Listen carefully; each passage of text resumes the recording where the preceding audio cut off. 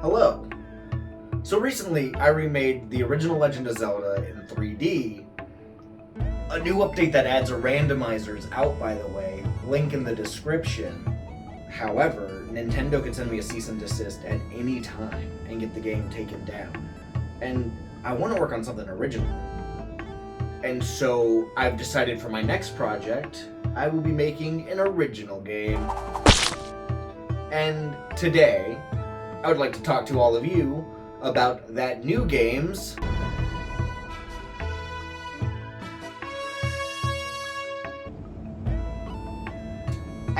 shouldn't you worry about making your game fun before you worry about how it looks?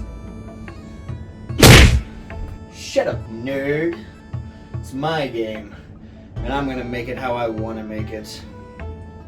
Now, before we talk about the new game's art style, we must first talk about Zelda 3D's art style. In general, the 3D sprite art style was well received. That is, unless you're this guy.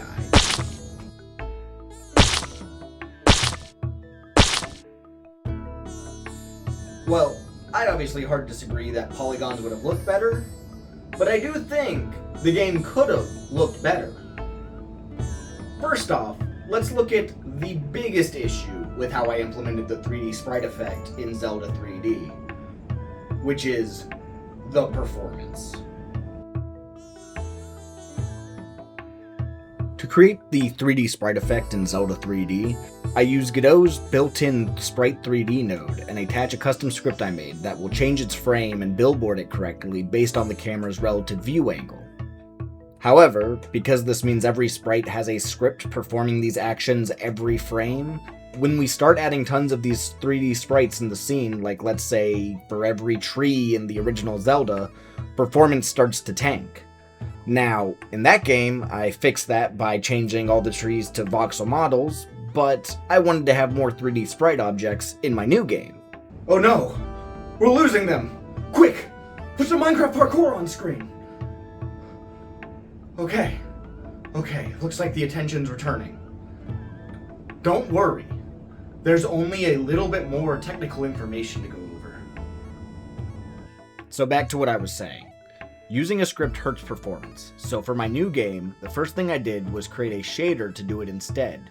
And because the logic now runs on the GPU, which is made for doing rendering stuff like this, the CPU will no longer get throttled. And this allows me to have thousands of 3D sprites without any issues. Now, let me show you the next issue I wanted to solve. Yeah, that doesn't look very good.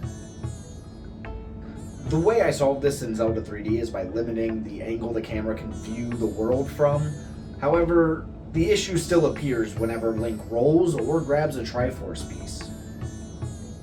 And in my new game, I wanted the sprites to look good no matter what angle they were being viewed from.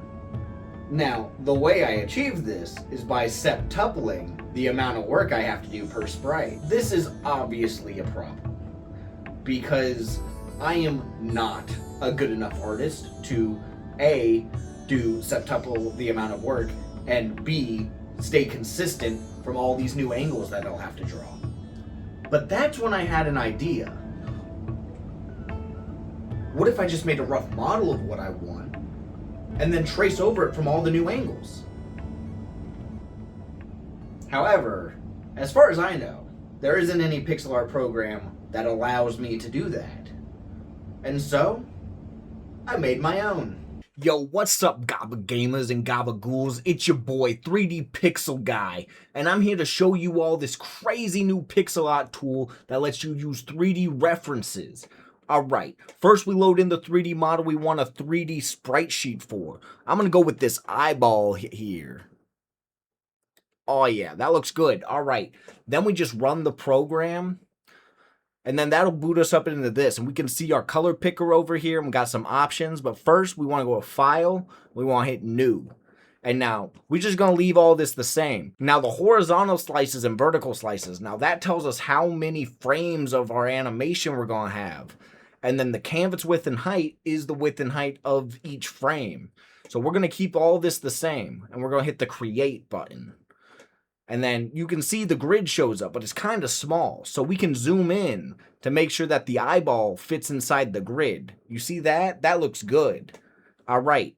Now that we're this far, we can start filling this in. But I want to be consistent with my game. So I'm going to use a color palette. So I can come up here to color and import a color palette. And then we can select what we want, hit open. And if we open up this swatches tab, we can see all our colors from our color palette there. You heard?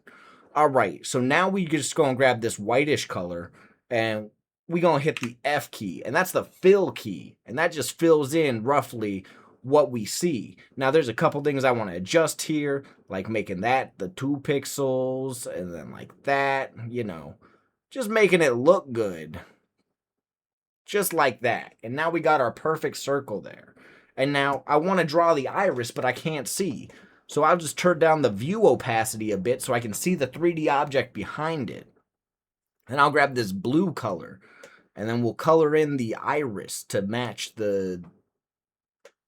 it. You see? Oh yeah. That's looking pretty nice. Oh, I messed up here, but I can just grab the white and do that. Now let's go back and fill in the rest of this blue color. Oh yeah, that looks good. And then we need the actual pupil. And so we'll just do that like this. All right, boom. And then we can move on to the next frame and do the same thing. Boom. Isn't that cool? And we can just view this from any angle using this nice gizmo up here to look at the different views. And then it'll also show us what we drew on specific frames here. And when we finish it, we can hit File and export this bad boy to its own file. Now, this program's not just for drawing stuff. We can actually generate normal maps in this guy. We hit the N key, and boom, it'll generate a normal map for every single frame. And it's not just normal maps. We can hit the D key, and that'll generate a depth map for every single frame.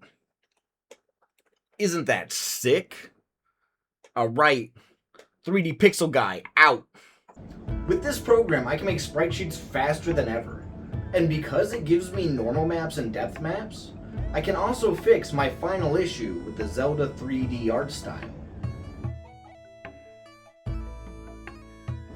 In Zelda 3D, characters didn't have any lighting applied to them, and the environmental lighting was just a bit too smooth. Now, I can fix the character lighting by adding the normal and depth maps that my new program gives me. To fix the environmental lighting, I'm going to make it texel based. So lighting calculations will be per texel rather than per screen pixel. And that will make it look something like this. Except, the one issue, I don't know how to do texel-based lighting in Godot. And so, I found this guy's texel shader, texel shader, and I just slapped that right into my shader, and bada bing bada boom, we got ourselves texel-based lighting. And with all of that done, let's take a look at what the new game's art style will look like.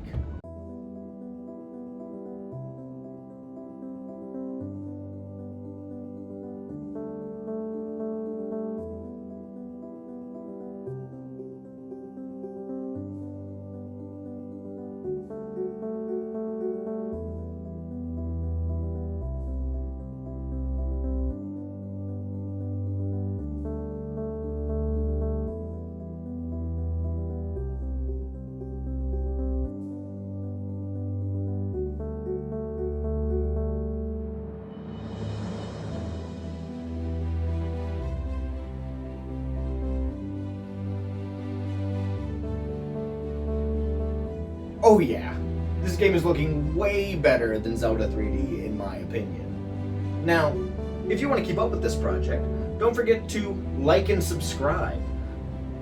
And go subscribe to Maui Plays YouTube, where I stream the development.